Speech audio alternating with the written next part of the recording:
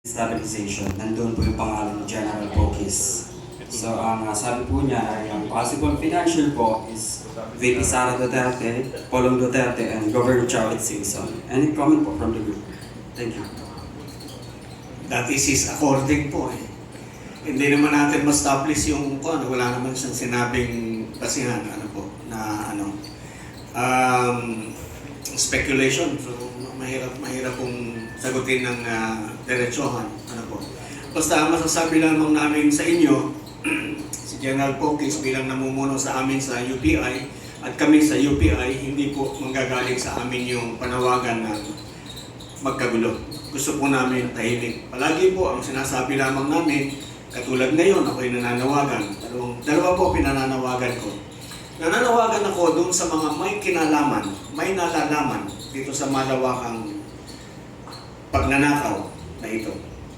Kontakin niyo po kami, magtulungan tayo. Makakatulong kami sa inyo, sigurado ko yan sa inyo. Pangalawa, yung mga galit, yung mga may pakialam, yung mga gustong ipahiwatig sa mga magnanakaw na kayo ay galit. 3 araw naman po yun mamili kayo kahit 1 araw lamang. Ipahiwatig ninyo, ipakita ninyo ang pagtutol. Sapagkat sabi ko nga po kanina, ang mga masamang taong yan, hindi yan mangingibabaw, hindi yan magwawagi, dahil lamang sa kanilang kabuktutan.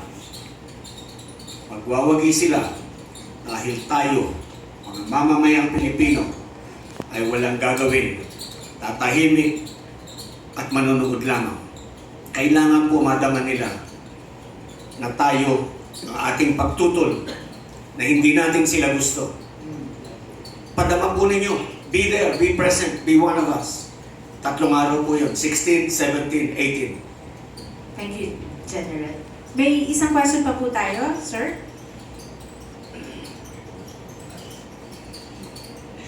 Nakikiabot na lang po ng mikropono.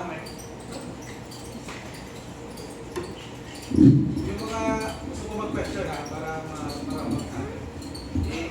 Isang direct question para malaman. Good morning po.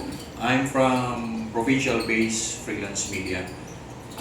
Tanong ko lang po, root of all greediness is itong political dynasty na walang katapusan. So, paano ba ninyo? Panahon na ba na wakasan na natin ang political dynasty? Dahil sa labis na pang-abuso sa gobyerno na walang katapusan. Salamat po. 38 years ago, pinag-usapan po yung political dynasty ng ating Constitutional Commission. Yung 1986 Constitutional Commission tackled precisely the issue of political dynasty. At dahil po sa pagtalakay nila sa political dynasty, kaya nagkaroon tayo ng term limit na 3.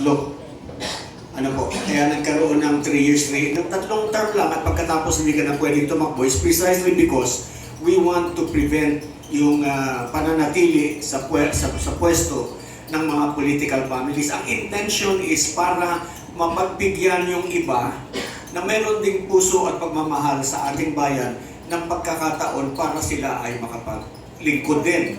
Kaya yung ating provision sa ating saligang batas, ang sinasabi, it is our policy, state policy, general principle and state policy, sinasabi natin, ipinagbabawal natin ang political dynasty at ang purpose ng pagbabawal is so that mapagbigyan, magkaroon ng equal opportunity for public service yung mga ibang tao, hindi yung kayo lamang. At pinag-usapan nila yung kasamaan na maidudulot ng political dynasty dahil sinasabi nila, pag may political dynasty, that is the root of corruption. Which we now see, which is true. 80% ng ating kongreso, political dynasty. Karamihan ng ating mga political dynasty. Ang problema po sa ating mga mamamayan, sa ating mga butante, sabi tayo ng sabi ng hirap, ng ganito, ng ganon, pero pinupoto pa rin natin parehas na tao pagdating ng eleksyon. So yung political dynasty po, nilalabanan po namin yan. Nilalabanan ko po yan individually, kung kilala po ninyo, kung alam po ninyo, ako yung nag-file ng petition to disqualify yung mga Tulfo before the election. Ano po? Na-dismiss on technicality sa COMELEC. Use your imagination. Wala daw kasi akong in-attach na copy ng certificate of candidacy. Sabi ko, hindi ako nag-attach kasi yung original nasa inyo. Sabi niya, kasi kung nag-attach ka, di dapat yung mga allegations mo dito, mabe-verify namin. Di mabe-verify nyo, nasa inyo yung original. Hindi ba? Anyway, so, pasalamat din ako kay Chairman Garcia because to me, he gave me time para ma-elevate ko sa Supreme Court. Nasa Supreme Court po ngayon yung petition. And hopefully, ang sinasabi ko po doon, totoo kung kailangan natin ng enabling law. Kaya nga po binanggit ko yung 38 years kasi magmula nung ipinataw ng ating mga mamamayan, nating lahat, magmula nung sinabi natin, kasi we ratified the Constitution in 1987, kaya meron tayong 1987 Constitution, we ratified. And therefore, ipinag-utos natin sa ating Kongreso na kayo ay bumalangkas ng batas laban sa political dynasty. And they have not done this for 38 years. Kaya doon sa aking petition, sabi ko, disqualify ng mga Tulfo. I singled them out because sabi ko, sila yung perfect example ng political dynasty. Because there is too much concentration of political power in one family. Isipin nyo nung kumakandidato sila, 5 yung kumakandidatong Tulfo sa Senado at sa Kamara. Di ko nandun pa si Rapi, 6 sila.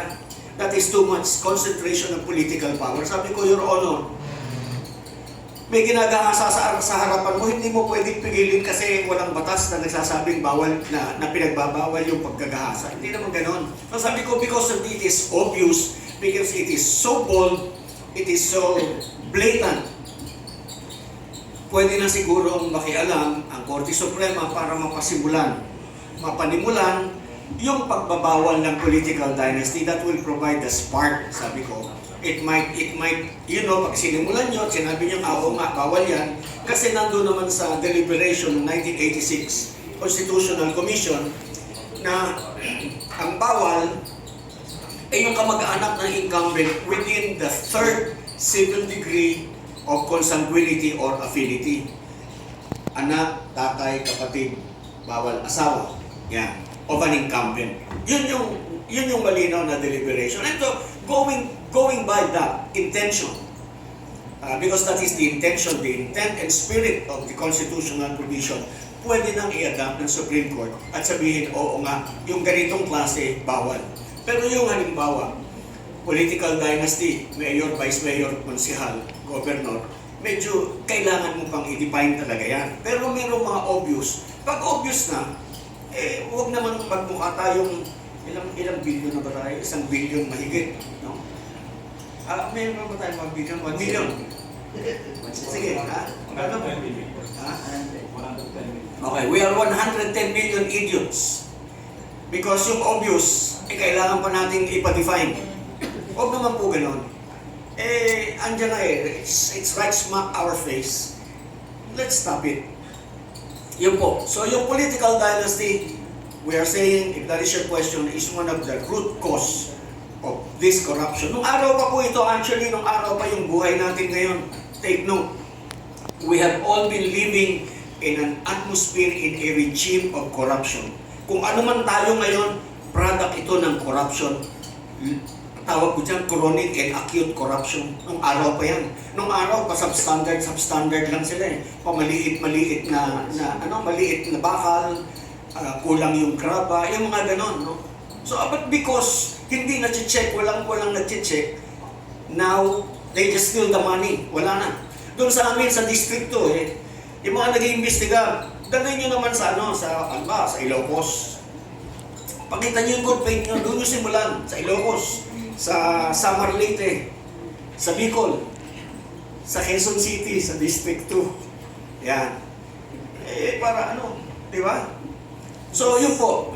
Yun yung aking tugon. Did I answer your question about political dynasty? I think so, sir. Thank you. So,